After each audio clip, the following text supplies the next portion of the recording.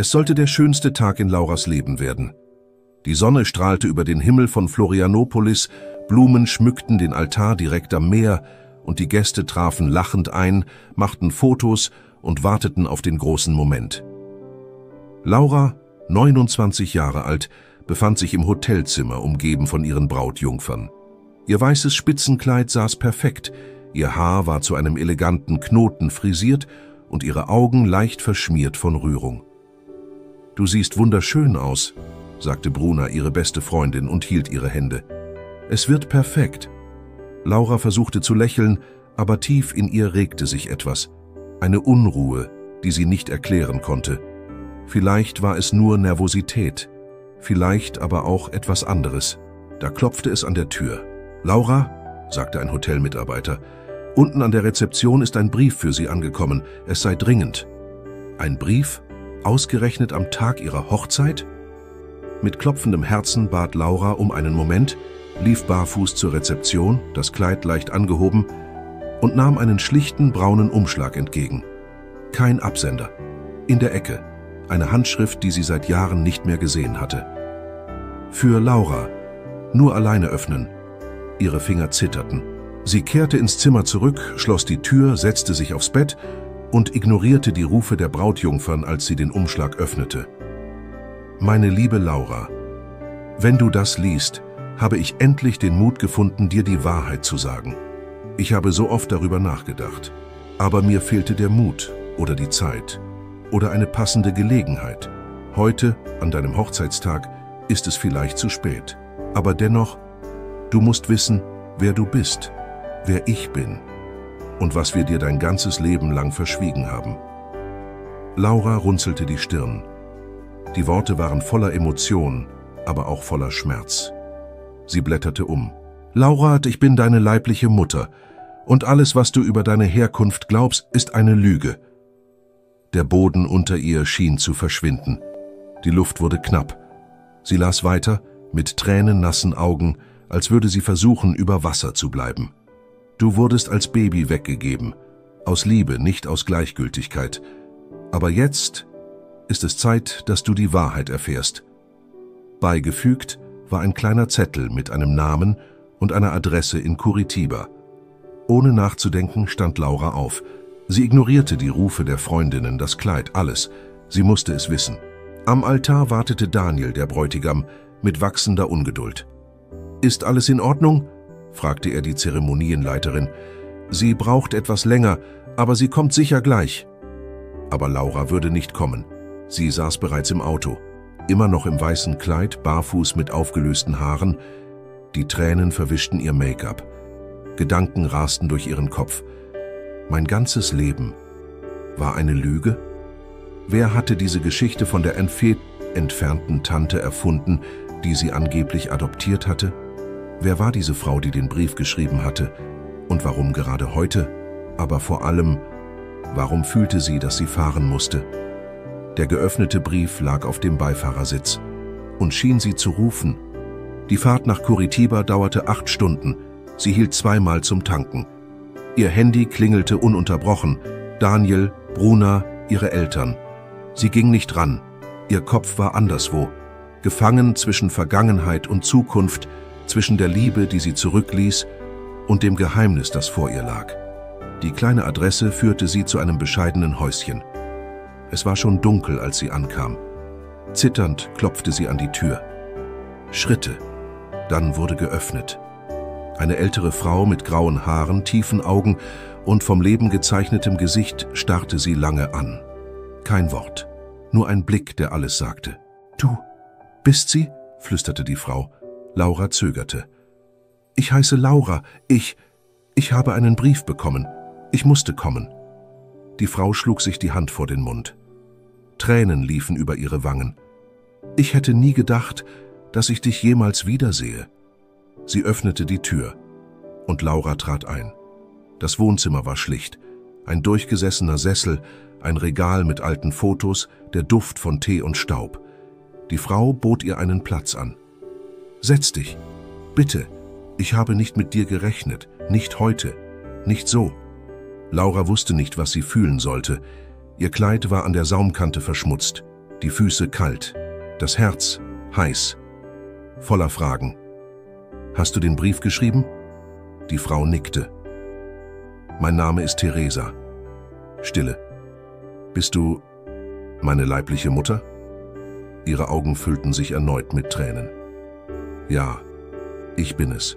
Und ich habe 29 Jahre auf dich gewartet. Ich war nicht stark genug, Laura. Ich war 18, allein, verängstigt, lebte bei meinen Großeltern, die mir mit dem Rausschmiss drohten, wenn ich das Kind behalte. Also hast du mich abgegeben? Ich bin weggelaufen, um dich zur Welt zu bringen. Ich war in einem Heim. Ich brachte dich allein zur Welt, aber 3 Monate später fand man mich. Meine Familie zwang mich, dich abzugeben. Sie sagten, sie hätten eine vertrauenswürdige Frau, die dich großziehen würde.« Theresa atmete tief durch, wie jemand, der seine Schuld täglich neu trägt. »Ich wusste nie, wer diese Frau war. Jahre später habe ich dich gesucht, aber es war, als hättest du nie existiert.« Laura schloss die Augen. Ihre Kehle war trocken. Bilder ihrer Kindheit tauchten auf und wie alles irgendwie nicht ganz zusammenpasste. Man hatte ihr erzählt, sie sei von einer entfernten Tante aufgenommen worden, dass ihre leiblichen Eltern bei einem Unfall ums Leben gekommen seien, und sie hatte es geglaubt, nie hinterfragt. Also war mein ganzes Leben eine Lüge. Theresa nahm ihre Hand. »Aber du hast gelebt und wurdest geliebt. Das weiß ich, du bist hier. Du lebst. Du bist wunderschön und stark.« Für einen Moment wollte Laura schreien, weinen, zur Hochzeit zurückkehren, die Zeit zurückdrehen. Doch als sie Theresa ansah, erkannte sie eine Frau, die nicht nur eine Tochter, sondern sich selbst verloren hatte. Und begriff, sie brauchte keine Schuldzuweisung. Sie brauchte Antworten. In Florianopolis war die Zeremonie abgesagt. Daniel war am Boden zerstört, die Gäste ratlos. Die Brautjungfern bemühten sich, das Chaos zu lindern. Lauras Adoptiveltern, wütend, verletzt, verwirrt. »Sie ist einfach verschwunden, am Hochzeitstag, ohne ein Wort«, schrie ihr Vater. Aber Bruna, ihre beste Freundin, ahnte etwas. Laura war nie impulsiv. Sie hatte immer dieses leise Vakuum in sich, auch wenn sie nie darüber sprach. Vielleicht hat sie etwas gesucht, das sie selbst nicht kannte. Laura blieb über Nacht. Theresa machte Tee. Sie saßen wie 2 Fremde, die versuchten, eine gemeinsame Vergangenheit zu finden. »Ich habe Fotos von dir, von dem Tag, an dem du geboren wurdest. Willst du sie sehen?« Laura nickte. Ihre Finger zitterten, als sie die Bilder berührte. Ein Baby eingewickelt in eine blaue Decke, eine junge Frau mit müden, aber glücklichen Augen. »Ich erinnere mich noch an dein Gewicht, an deinen Duft. Ich habe dich nie vergessen.« Laura weinte leise. Um die verlorene Kindheit, um die verschwiegene Wahrheit und auch um das, was sie zurückgewann, ohne es gesucht zu haben.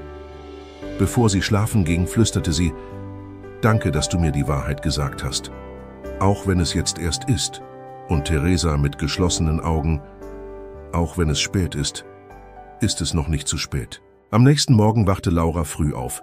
Sie schaltete ihr Handy ein, 83 Nachrichten, 19 entgangene Anrufe.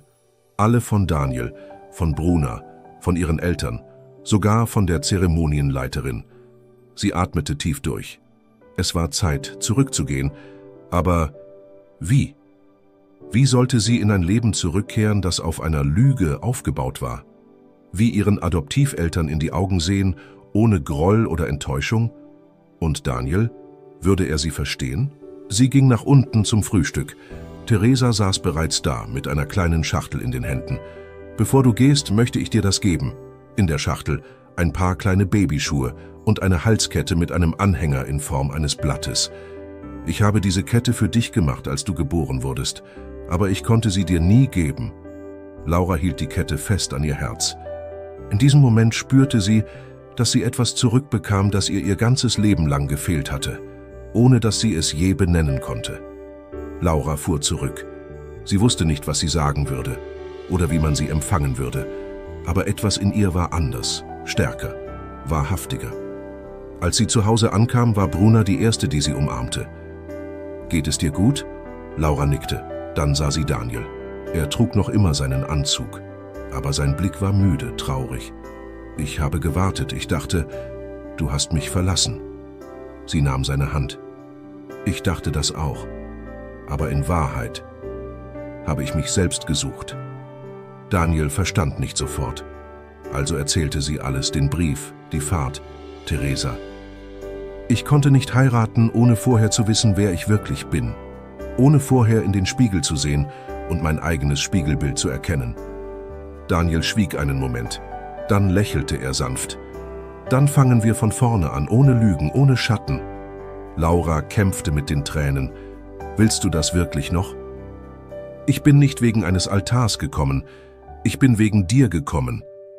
In den folgenden Tagen sprach Laura mit ihren Adoptiveltern. Es war schwer, schmerzhaft, aber nötig. Sie gaben zu, dass sie die Wahrheit verheimlicht hatten, um sie zu beschützen. Die Wahrheit kommt immer ans Licht, sagte Laura. Und manchmal ist sie genau das, was wir brauchen, um frei zu sein. Sie fuhr auch wieder nach Curitiba, lernte Cousins kennen, hörte Geschichten, sah Fotos und knüpfte neue Bande. 6 Monate später heiratete sie Daniel, diesmal in einem einfachen Garten, wenige Gäste, aber alle, die zählten, inklusive Theresa. Bei den Eheversprechen sagte Laura, das Leben hat mir gezeigt, dass wahre Liebe nicht am Altar beginnt. Sie beginnt in dem Moment, in dem wir den Mut haben, wir selbst zu sein. Viele weinten. Theresa in der ersten Reihe lächelte in Frieden. Jahre später schrieb Laura ein Buch, Der Brief an meinem Hochzeitstag. In der Widmung stand, für alle, die dachten, sie würden sich verlieren und sich am Ende selbst gefunden haben. Und du? Hast du schon einmal etwas erfahren, das dein ganzes Leben verändert hat? Teile deine Geschichte in den Kommentaren und sag uns, aus welcher Stadt du zuschaust. Vielleicht kannst du jemandem Hoffnung geben. Vielen Dank fürs Zuschauen.